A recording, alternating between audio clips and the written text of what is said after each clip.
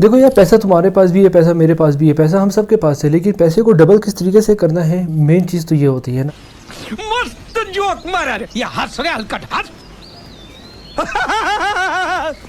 कि आपने पैसा कमा लिया, फॉर एग्जांपल आप मंथली सैलरी लेते हो या आपका अपना कोई बिज़नेस है, मंथली बेसिस पे आप लेके चल रहे हो, थोड़ी थोड़ी आप सेविंग साइड पे कर रहे हो। अब सेविंग आप थोड़ी बहुत साइड पे करके अगर उसको बैंक अकाउंट में रख रहे हो तो उसका कोई फ़ायदा नहीं है ना। वो तो एज इट इज़ वही अमाउंट जो आपने रखी हुई, बस वही आपको बैंक अकाउंट में सिंपल पड़ी हुई है।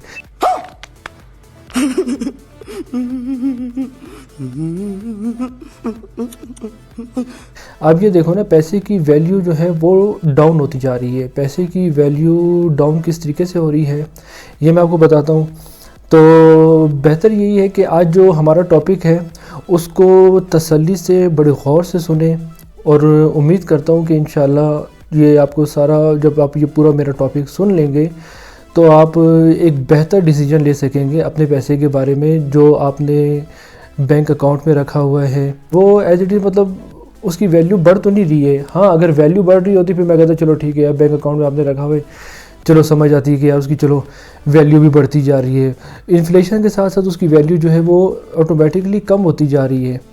आज के 100 रुपये और आज से 10 साल पहले चले जाए 100 रुपये, आपको खुद डिफरेंस नज़र आ जाएगा कि दोनों की वैल्यू में क्या डिफरेंस आ गया है। तो बेहतर यही है कि यार किसी अच्छी जगह पे इन्वेस्ट करो। आज हमारा टॉपिक भी यही है कि किस तरीके से हम लोग इन्वेस्ट कर सकते हैं, और उम्मीद है जब आप ये वाली वीडियो मेरी पूरी देख लेंगे आप एक बेहतर डिसीजन ले सकेंगे। क्योंकि आज हम लोग बात करने वाले हैं म्यूचुअल फ़ंड्स के बारे में कि म्यूचुअल फ़ंड्स होता क्या है, म्यूचुअल फ़ंड्स में किस तरीके से हम लोगों ने इन्वेस्टमेंट करनी है, और म्यूचुअल फ़ंड से हम लोगों को रिटर्न जो है वो कितना मिलेगा। एक मज़ेदार वीडियो होने वाली है, तो अगर अभी तक चैनल को सब्सक्राइब नहीं किया हुआ यार चैनल को सब्सक्राइब कर दो, वरना अब जो है ना तुम्हारे से लड़ाई हो जाएगी मेरी कि तुम लोग चैनल को सब्सक्राइब नहीं करते हो।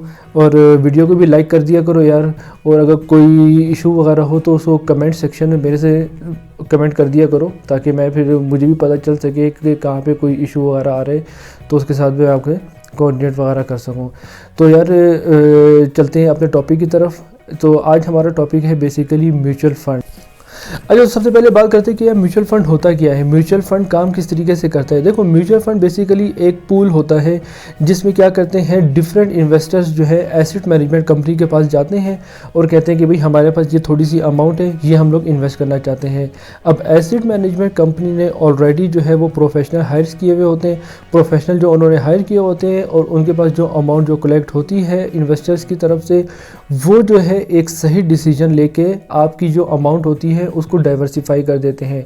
म्यूचुअल फंड्स का सिर्फ और सिर्फ फ़ायदा यही होता है कि उसमें जो आपकी अमाउंट होती है उसको डाइवर्सिफिकेशन मिल जाती है, डिफरेंट जगहों पे डिफरेंट सेक्टर्स में जो है उसको इन्वेस्ट कर दिया जाता है, जो कि कम से कम रिस्क हो जाता है आप लोगों का, मतलब जो है लॉस के चांसेस बहुत कम हो जाते हैं। अच्छा यार, अब ये काम किस तरीके से करता है। फॉर एग्जांपल आपने एसेट मैनेजमेंट कंपनी को अपना पैसा दे दिया। अब एसेट मैनेजमेंट कंपनी आगे करेगी क्या, एसेट मैनेजमेंट कंपनी जो है आपके एक सेक्टर में जो है वो इन्वेस्टमेंट कर देगी। अच्छा जी, एक सेक्टर पे मतलब फॉर एग्जांपल उसने आपके फंड्स के जो है वो शेयर्स ख़रीद लिए, समझ आ रही है ना मेरी बात। फॉर एग्जांपल उन्होंने आपके शेयर्स ख़रीद लिए। अब शेयर्स जो ख़रीदे हैं, ठीक है, उसमें क्या होगा। फॉर एग्जांपल देखो, म्यूचुअल फंड भी बेसिकली सारा का सारा मार्केट के ऊपर डिपेंड करता है। अगर तो फॉर एग्जांपल मार्केट की परफॉर्मेंस अच्छी है आपको रिटर्न अच्छा मिल सकता है, मार्केट की परफॉर्मेंस अगर थोड़ी सी डाउन है तो हो सकता है कि आपको प्रॉफिट की जगह थोड़ा बहुत लॉस भी बियर करना पड़ जाए।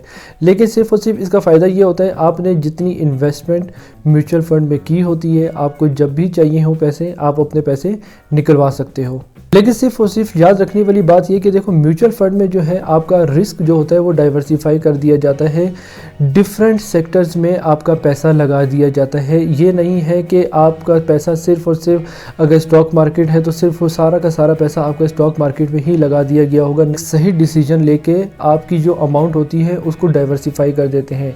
म्यूचुअल फंड्स का सिर्फ और सिर्फ फ़ायदा यही होता है कि उसमें जो आपकी अमाउंट होती है उसको डाइवर्सिफिकेशन मिल जाती है, डिफरेंट जगहों पे डिफरेंट सेक्टर्स में जो है उसको इन्वेस्ट कर दिया जाता है, जो कि कम से कम रिस्क हो जाता है आप लोगों का, मतलब जो है लॉस के चांसेस बहुत कम हो जाते हैं। अच्छा यार, अब ये काम किस तरीके से करता है? फॉर एग्जांपल आपने एसेट मैनेजमेंट कंपनी को अपना पैसा दे दिया। अब एसेट मैनेजमेंट कंपनी आगे करेगी क्या? एसेट मैनेजमेंट कंपनी जो है आपके एक सेक्टर में जो है वो इन्वेस्टमेंट कर देगी।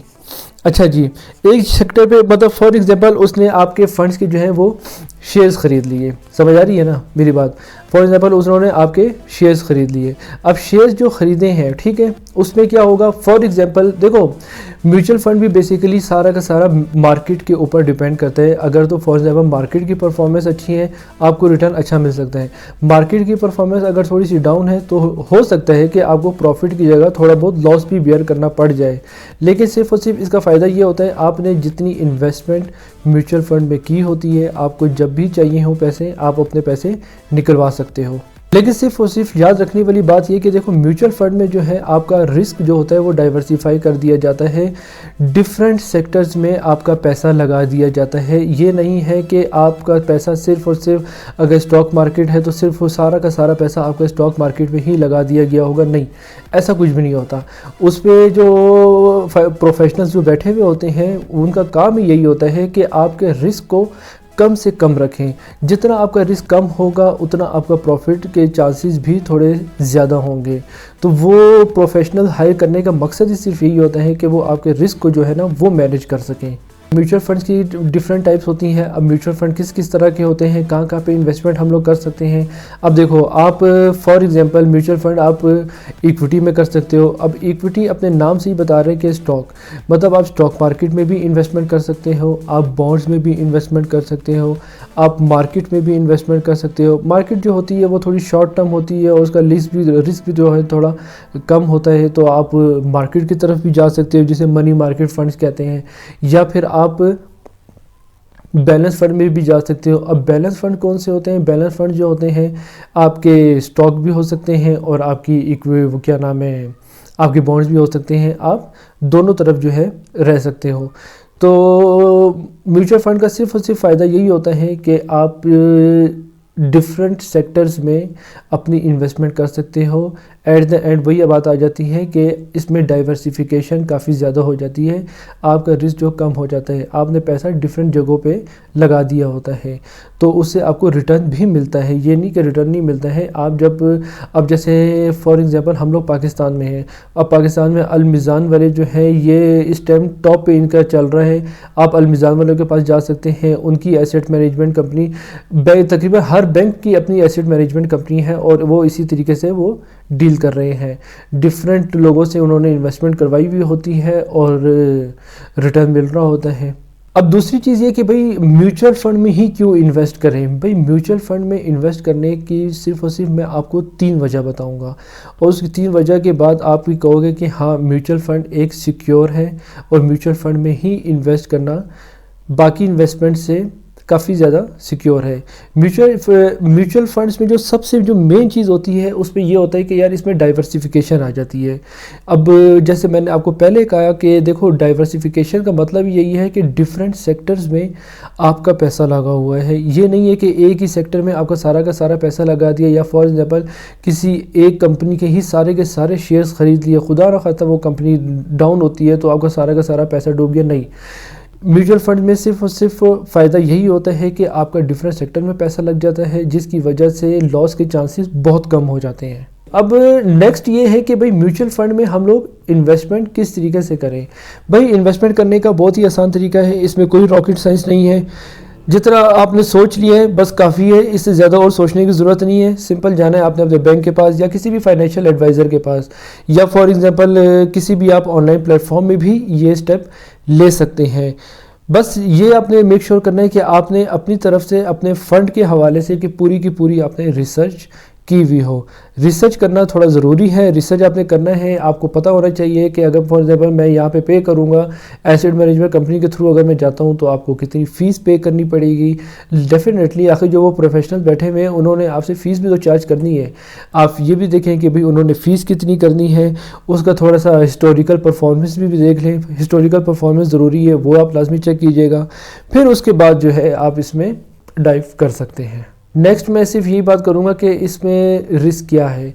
म्यूचुअल फंड में सिर्फ और सिर्फ रिस्क इस टाइम ये होता है कि अगर फॉर एग्जांपल मार्केट ऊपर जा रही है तो आपको प्रॉफिट के चांसेस हैं, और मार्केट अगर नीचे आएगी तो आपको लॉस के चांसेस हैं। सिर्फ ये रिस्क जो है मैयर होता है म्यूचुअल फंड में। इसके अलावा और कोई ऐसा रिस्क नहीं है, कोई ऐसा इशू नहीं है जो आप बर्दाश्त ना कर सको। और लाजमी सी बात है, आप पैसा उतना ही इन्वेस्ट करना जितना कल को अगर डूबता भी है तो ज़्यादा आपको कोई सदमा ना पहुँचे।